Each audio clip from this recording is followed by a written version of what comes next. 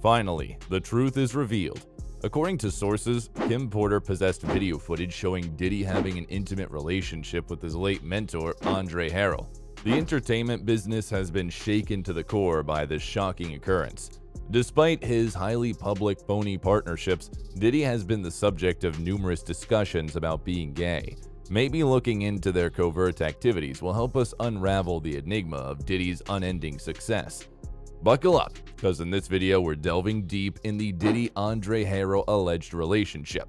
But of course, before I spill anything, make sure first that you subscribe to our channel and hit that notification bell for more updates and videos like this. Now, let's dive in. Recently, Tough News TV received a report from an anonymous source that revealed some shocking information. The insider claimed that Kim Porter has video proof of Diddy's close friendship with his late mentor. She simply kept this groundbreaking information to herself after obtaining it, possibly awaiting the appropriate occasion to apply it. Kim was employed by Uptown Records in the structure that housed Uptown Records. The surveillance footage was actually taken from that building by Kim Porter. She genuinely covered the intense action between the two males in real time. Kim Porter had access to every detail of what occurred, including video of supposedly giving Andre some. And so this footage that Kim Porter had in her possession made her extremely dangerous. As you might expect, the overwhelming evidence made her an unacceptable component of Diddy's formula for success. But what made her think that Andre and Diddy were linked? Let's start from the beginning of this whole thing. We all know that Kim was writing a tell-all book that would reveal a lot of information. Since Kim and Andre were friends, she contacted him to share some memories. She met Andre for lunch and dinner to discuss the events of the past, but some of the details he shared made her uncomfortable. She was, to put it mildly, agitated. She therefore made the decision to introduce a trick question. She asked Andre about the rumors about his and Diddy's intimate relationship. At that point, it's important to keep in mind that Kim was more than sure about the fact, but she wanted to know Andre's reaction because it would determine how much she could trust the words that came from that mouth. Andre, however, took the bait and made the decision to refute each and every accusation, insisting that their relationship was entirely business-related.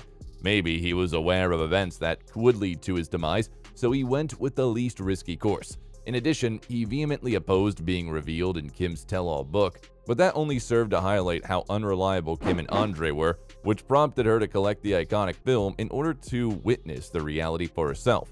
Fans are on point with it as well. Diddy was totally fixated on Kim Porter. Aside from that, Kim was aware of all of Diddy's secrets, including the many victims Diddy has assassinated. And second, him being a full-blown gay man, Kim had cold, hard proof multiple videos of Diddy having intercourse with famous and non-famous men. According to the anonymous tip, Usher was taken to the hospital to have his behind sewn up when Kim confronted Diddy about molesting him. An additional crucial declaration was made by an illicit drugs dealer. The claim against Diddy by music manager James Rosemond informed U.S. federal government authorities have discovered that Diddy has had intercourse with minors. Rosemond mentioned Usher, a singer, as one of Diddy's victims, but added that there were other people as well. Diddy was 24 years old and Usher was 15 years old at the time, when he was working on Usher's then teenage singer's first album. Diddy sent him to live with him in New York. Remember when Keith D, also known as Dwayne Keith, asserted that Diddy used to throw dubious gay parties, that several A-list celebs went in need of some stimulation in an interview with The Art of Dialogue, and it appears to be just. Diddy may have planned to assassinate Kim before she damaged his career, if she was on to something and learned about his sly liaisons. Even Sean Combs' former bodyguard has come forward with claims that Diddy beat Kim because he was worried his secret would be discovered. We all know how bad the stigma of being gay is in the black rapper community. According to Gene, it was the deciding factor that made Diddy assassinate the late American actress. He was with every chick, every dude, whoever he wanted to be with when Kim was alive, praying with them, doing whatever he had to be with them. It appears that the rapper had a history of infidelity while dating Kim Porter, but Gene was far from finished. He claimed to know Diddy inside and out and said that Sean utilized the passing of his ex-girlfriend as a publicity gimmick to touch people's hearts. He utilized that as a technique to appeal to everyone's hearts as soon as she said, "We don't want anyone and none of our loved ones and people that we deal with ever to go." And let's not forget that a Good Samaritan told us that Diddy had purchased the notorious 24-karat gold coffin a month prior to Kim Porter's passing. Gene even said that Diddy was not only gay, but also physically harmful to the women with whom he had relationships. Gene Deal claims that Diddy is a former woman offender who allegedly beat up his baby mother, Missa Hilton, because he believed she was having an extramarital affair with an EPMD employee.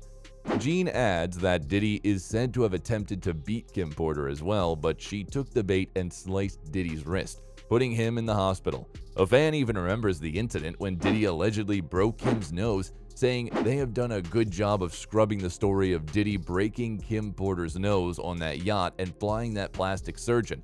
It happened in like 2005, while a woman who doesn't take crap from you is definitely a threat to the small man with a big ego. Now, Jaguar Wright has come forward with her own take on the case in point, as she knew Andre very closely thanks to being in the same industry for many years.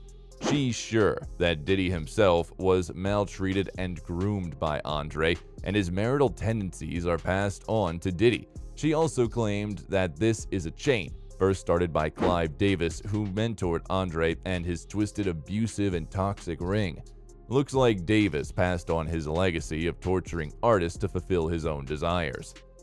Remember when an insider told people that Whitney was in pain due to the immense pressure from Davis's dictatorship? Houston had to do what he said, wear what he said, to sing what he wanted her to sing, and act like a goody two-shoes when she was a really down and dirty girl from Jersey. Whitney definitely resented that. He surely passed down this toxic legacy of controlling artist Andre, and then he passed it down the lane. But Jaguar is not that sorrowful at the humane deals that they do for music, but destroying young artists to their core. Furthermore, they get away with it. I'll Be Sure's treatment by this man was awful, simply for the reason that he seems to feel free to wreck lives without consequence.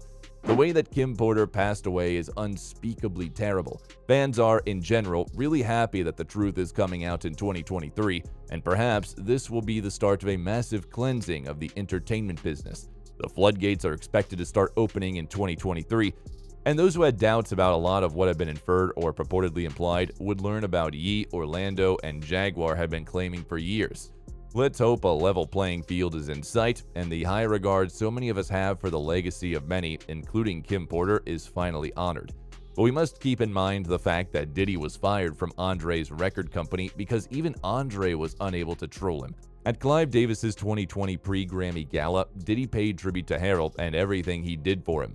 I want to take time to thank Andre for being a big brother, for believing in me. I call you my big brother, but tonight I've got to tell the truth. I told you my father died when I was 2.5. Andre, you've been my father for like the last 30 years, Diddy said in a tear-jerker speech. That's all for today. We hope you enjoyed the video, and if you did, make sure you like, subscribe, and hit the notification bell for more videos like this.